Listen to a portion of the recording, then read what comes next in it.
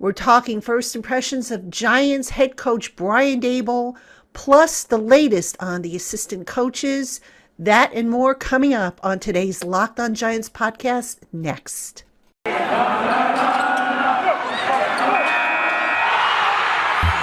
Locked On Giants, your daily New York Giants podcast. Part of the Locked On Podcast Network, your team every day.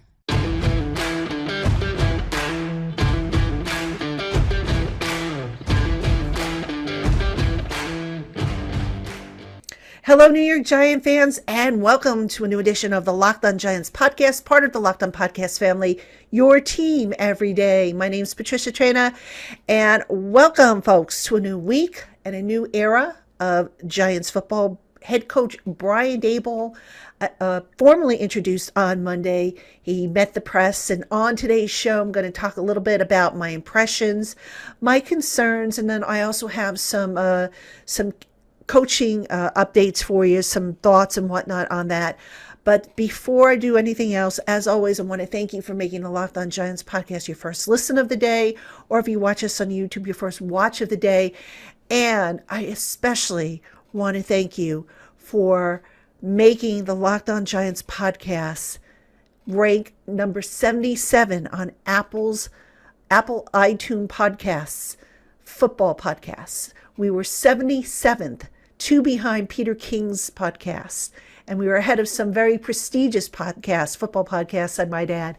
And folks, I am just absolutely overwhelmed, touched, just so humbled that you've helped make this month of January, or this past month, I should say, the best ever since I've been doing the Locked On Giants podcast. And I thank you. And I look forward to bringing you more Giants content, not just, this month, but in the future months. We're still technically in season, so you'll still get 5 shows a week. And we'll have Senior Bowl coverage coming up this week, as well as some other stuff. So stick around. Lots of cool stuff planned for you that I'm going to roll out. So thank you again for making us your number one listen of the day, or your number one watch. All right, let's get into a few things regarding the Giants coaching staff. And then I'll get into my impressions and thoughts about Brian Daboll and his introductory press conference. First thing I want to talk about is there is a report that Patrick Graham is going to be retained if he does not get and accept the Minnesota Vikings job. Now, Brian Daboll did confirm that is true. He did say that he would like to have Patrick Graham back on staff. Graham is supposed to have a second interview with Minnesota, but my understanding is Jim Harbaugh is also in the mix. I think I want to say the 49ers offensive coordinator, I think, is in the mix for that job as well. So that position is still far from being settled, but Patrick Graham is supposed to be getting a second interview there. And my guess is if he doesn't get it, he'll be back with the Giants. And I, for one, would be glad if that happens, because look, the Giants have enough work to do. And, basically Brian Daboll and the offensive coaching staff have to basically redo that whole system, that whole side of the ball. So if you want to be able to kind of hit the ground running and compete, I just think having Patrick Graham back to provide some continuity would be a good thing for the Giants defense, because, I don't anticipate they'll make very many changes on the defensive side of the ball. They might add a few pieces here and there. They might subtract a few, but for the most part, you'd be looking at the Giants defense entering year 3 of Patrick Graham's system. And that, folks, to me, is a good thing, especially given how that unit has been a strength of the team for the last, couple of years. So here's hoping that Patrick Graham does come back, even if it's just for 1 year. I know I'm being selfish. I mean, if Patrick Graham wants a head coaching job, obviously I wish him well, but I kind of hope he comes back. And I think a lot of people in the Giants organization hope that to be the case as well. Now, this is before I was getting ready to record here, there was a breaking piece of news that the Giants decided on their offensive line coach. And their offensive line coach is actually, in my opinion, the sixth most important hire that the team will make, behind the GM, which we now know, the head coach, which we now know, the three coordinators, and then the offensive line coach, probably the most important of the position coaches. And I put that above quarterback's coach. Why? Well, because the Giants are, as we all know, are going to need to redo their offensive line. They are looking at potentially 4 new starters. And, depending on how Nick Gates recovers, it might be 3, it might be 4. But that unit really needs an overhaul. And they need somebody who has the experience to fix that unit. So, according to a report by Michael Silver, the Giants have picked that person, and that person is Bobby Johnson, who was the offensive line coach for the Buffalo Bills. And from what I understand, Bobby Johnson's contract with Buffalo has expired, so he's free to look around for other jobs, if he so chooses. So if Bobby Johnson is the guy, I actually like this hire. And here's why. I did some research on Bobby Johnson, and I have an article on Giants Country if you want to check that out. But Bobby Johnson actually in 2019 helped to rebuild a Buffalo Bills offensive line that needed 4 new starters. Hey, sound familiar, Giant fans? I think it does. And his offensive line units have been at the top, at or near the top, I should say, of the NFL and all the major statistical categories. Now, the other thing, before I get into the categories, the other thing I've got to say that I really like about Bobby Johnson is he has a mix of NFL and college coaching experience. And if there was one knock that I had on the previous coaching staff, I just felt like too many of those guys came from college and didn't really have a grasp on, NFL coaching in the NFL, which is a little bit different than in college. So if this hire, if indeed true, and again, it hasn't been confirmed, but that's what it looks like it's going to be. If this is an indication of how Brian Daboll is thinking in terms of filling out his staff, getting guys that have a little bit of college experience and a lot of pro experience, I'm on board. I am definitely on board, because you need to obviously be able to work with the college students, and especially if you're drafting guys, while also being able to work with the veterans. And I think we could probably agree that at certain positions last year, that was not always the case. So just getting back to what Bobby Johnson was able to do with the Buffalo Bills offensive line, the year that they rebuilt it and had 4 new starters, they finished with an 85.9 pass blocking efficiency rating per Pro Football Focus, which was 17th in the league. Last season, the Bills' offensive line finished tied for 10th in pass blocking efficiency rating, 86.8, with the Cardinals. They allowed just 198 pressures, that they being the Bills, which was the 8th fewest in the league, and their 27 sacks surrendered were the 2nd fewest allowed, behind Tampa Bay's 23. Right? Not bad, folks. Not bad at all for an offensive line. So if Bobby Johnson, assuming again that he is indeed the new offensive line coach, can work similar magic with the Giants offensive line, which, most of their members still to be determined, I think that unit's going to be in good shape. So that to me was a very important hire. And I think, Brian Daboll is off to a great start regarding his assistant coaching staff. So plenty more on that to come, obviously, as far as assistant coaches, and we'll keep you updated as best as we can as soon as we have new information. And I will try and research each guy that he hires to give you a little bit more of a background on how he's done in the past. So you'll want to keep it here. Another reason to keep it here on the Locked On Giants podcast, as well as to check out Giants Country. All right, folks, coming up, we're going to talk Brian Daboll's big debut. So stick around.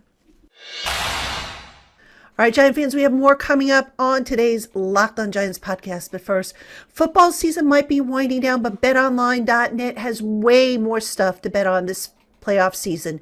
From scores, totals, player performance props, to where the next fired head coach is going to land, BetOnline is the #1 spot for all things NFL betting in 2022. And it's not just the NFL, folks. BetOnline.net's got you covered for basketball, hockey, boxing, and UFC odds, and their coverage is the best in the business. From sports right down to your favorite Vegas casino games, BetOnline is your number one online wagering destination. BetOnline is the fastest and easiest way to wager on all your favorite sports and play your favorite games. So go on, visit them today. BetOnline, where the game starts. All right, Giant fans, welcome back to the Locked On Giants podcast, segment 2. My name is Patricia Traina, and now we're going to turn our attention to my impressions of Brian Daboll, who was introduced Monday morning as the 22nd head coach of the New York Giants. I think Joe Shane, the general manager, when he introduced him, said he was the 20th, and no, it's the 22nd. So what did I think of Brian Daboll? Very likable guy, very big personality. The first thing I thought when I saw him walk in and he started talking was he'd be pretty cool to sit at a bar and have a beer and kind of shoot the breeze with. And sure enough, after all the pressers were done, he came to talk to the media in a smaller group. And he said, hey, we should all go down the street and get a beer. So I just thought that was kind of funny. But I wrote down some thoughts here. And, some words that came to mind. He was jovial. He was natural. When he spoke at the podium, I didn't think he was rehearsed, which I kind of, in retrospect, I think Joe Judge was very scripted and rehearsed, whereas Brian Daboll was more just kind of said what was on his mind. Didn't really have a speech prepared, I don't think, other than maybe so he remembered, who to thank. He's definitely a people person, seemed very pleasant, very willing to forge a strategic partnership, not just with the media, but obviously with the players and whatnot. And here's the thing, folks. I thought he encompassed a lot of the best qualities of past Giant coaches. And yes, I do think the prior coaching staff, the prior head coaches, there were some redeemable qualities. And I'll tell you what some of them were that struck me just on my interaction with Brian Daboll. Brian talked about being very keyed in on building player relationships. And that was something, as we know, Joe Judge was very keyed in on. Joe Judge wanted to know what made people tick. He cared about their families and whatnot. He treated them like family. And that's also something that Tom Coughlin, in his later years, took an interest in. He became more of a people person, less of that cold-hearted, you're just here to work for me type of guy, and just became more interested in player families and players and, players as people, because they are people. And if you're going to say that you're in the people business, then you better care about stuff like that. Brian Daboll also said that he's going to be himself. And, that reminded me actually of something Bill Parcells said many, many years ago. Now, I did not cover Bill Parcells, but for my book, The Big 50, The Men and Moments That Made the New York Giants, I obviously researched Bill Parcells. There's a chapter devoted to him. And one of the things Bill Parcells did from the time he was a first-year head coach to when he started to really become good, he became himself. Instead of trying to act like he thought people wanted him to act, he was true to himself. And as a result, he became a better coach. So that kind of caught my ear. As far as offensive play calling and creativity, that remains to be seen, obviously, but I've been told that he has a little bit of McAdoo and Shermer in there. Now, I know some of you are probably cringing when I say that, but for McAdoo and Shermer, there were instances where they were creative, not as often as we would have liked, but there were times when their offenses were efficient, and specifically Shermer with quarterback Daniel Jones. I mean, that was the best Daniel Jones ever looked in Shermer's system. Likewise, the best Saquon Barkley ever looked. So don't sit there and say, what is she smoking by saying that? There were some redeemable qualities there. Brian Daboll has also had a wide exposure to a variety of head coaches and systems. And I like that because one of the things I didn't care for with Joe Judge is he only knew one way, and that was the Nick Saban Belichick way, which, although it's a winning way, don't get me wrong, sometimes when you only know one system, you tend to not grow as a coach, and you tend to not be as adaptable. So when things go wrong, you say, well, this is how, Belichick would handle it. Okay, great. But how Belichick would handle it with that particular team versus the team you have, not always a good way to do things. So, again, Daboll has been around and worked with different head coaches so that if something pops up, he might say, okay, in this scenario, how would Bill Belichick handle it? Versus in that scenario, how would Romeo Crennel handle it? Or how would, Tony Sparano handle it? So the more you're exposed to different systems, I think the better you're going to be, the more creative you're going to be, and most importantly, the more adaptable you're going to be. And Joe Judge, like I said, just kind of knew one way, as did Ben McAdoo, only knew one way. So, that's an anti-quality, if you will, of those two guys. And one that I like in Brian Daboll, one that I think is going to help make him very successful. I talked about the coaching before, his choices for assistants. And he's just getting started, obviously. But it's very important that they get guys that have a mix of college and NFL experience, because you want to be able, obviously, to connect with these college kids that are coming up every year. But you also want to be able to connect with veterans who are a little older, a little wiser, and a little more mature. And I just, even though I wasn't down on Joe Judge's coaching staff last year, I just felt there were times, at certain positions where they didn't have a clue how to deal with the older guys. So that was another thing. And, the other takeaway I have about Brian Daboll is he's going to be flexible. And by that, if something's not working, I don't believe he's so married to it that he's going to say, look, we're going to keep at it until we get it right. That was something I think Joe Judge was guilty of doing. That was something that I think Ben McAdoo was guilty of doing. I don't think that's going to be the case with Brian Daboll. So some good qualities that he has picked up or shares in common with previous coaches. And there are some that I'm thankful he doesn't share with them. Now, all this is all great, but we have to obviously see how he does once he gets the team on the field. How do they respond to him? How quickly do they learn? Are they disciplined? Or, do they execute at a high level? So we could sit here and we've got a months-long honeymoon coming up with this guy. But we'll see in the spring what they look like, how they react. And remember, because the Giants have a new coaching staff, they will be able to start their off-season program a little earlier, I think 2 weeks earlier than the rest of the NFL. They will, I believe, have an extra, I think one extra mini camp, which would probably be right before the draft.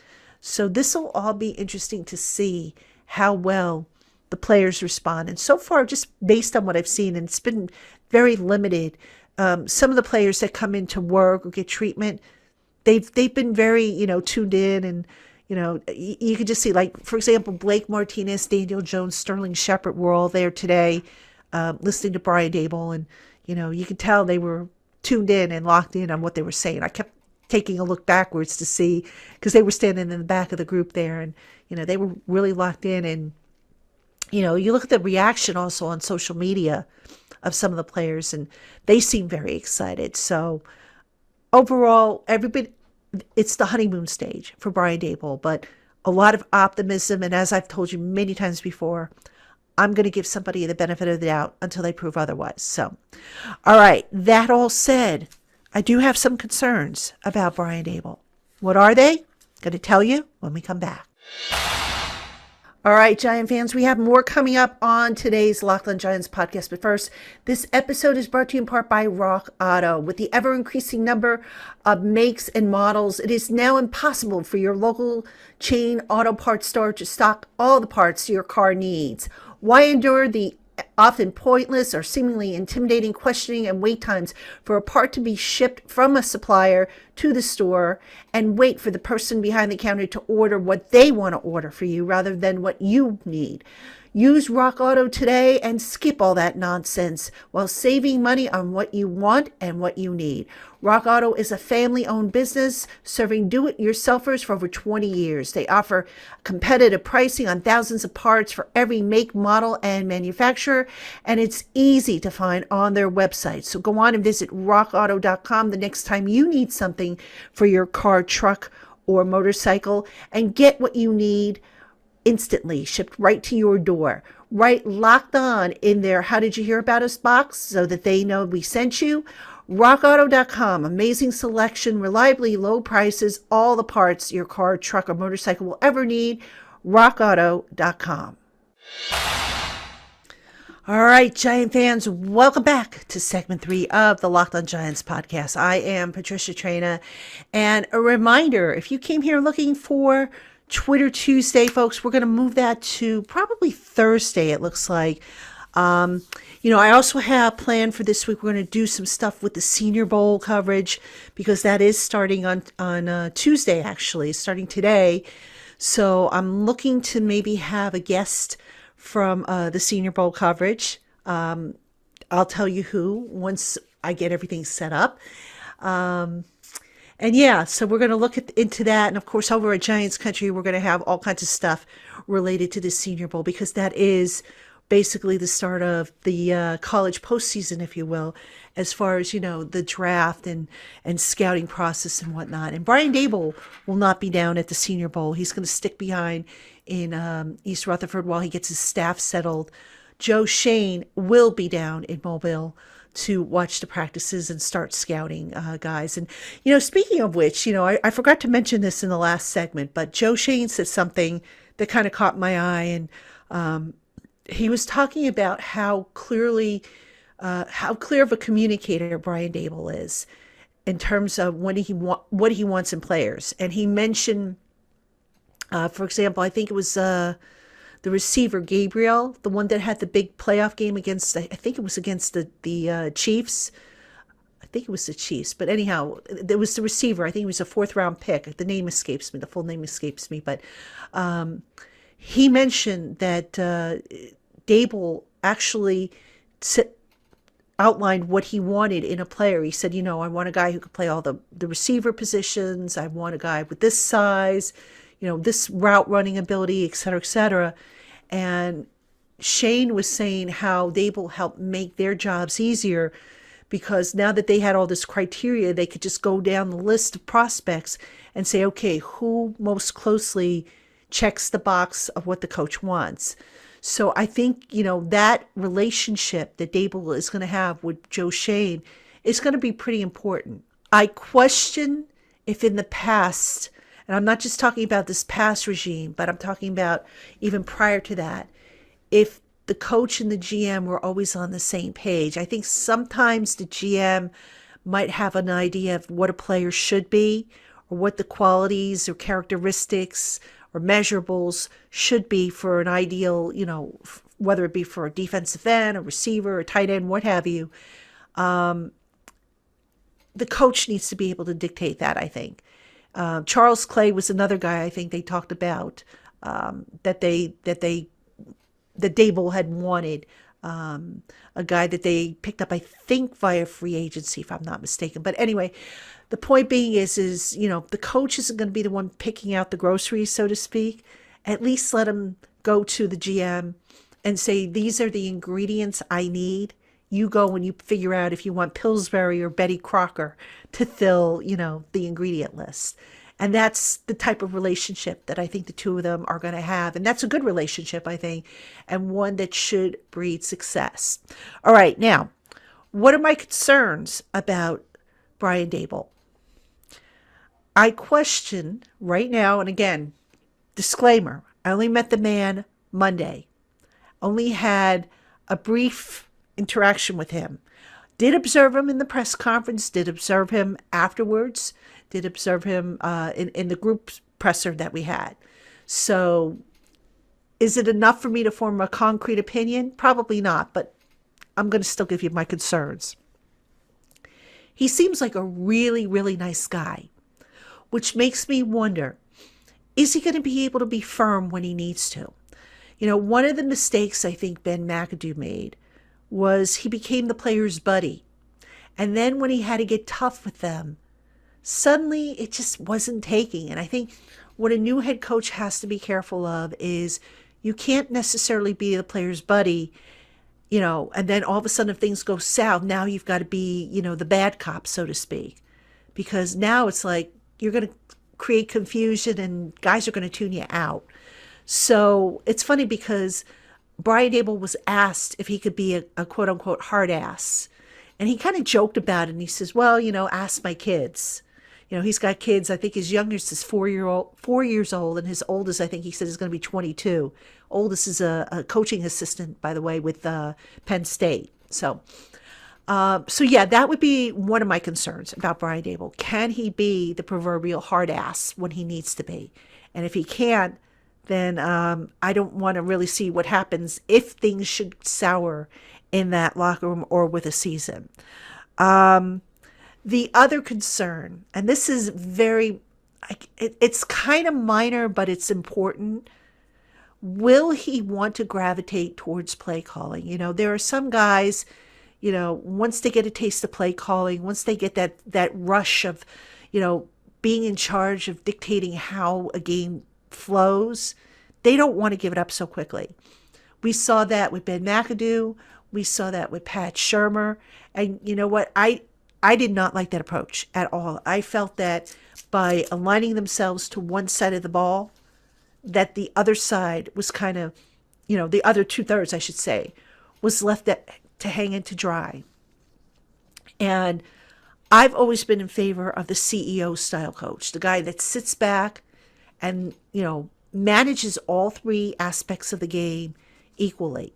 Now, the thing with Daboll, obviously, the appeal with him, he's an offensive-minded coach. The Giants have a broken offense, so he's probably going to be a little bit more heavily involved with the offensive side.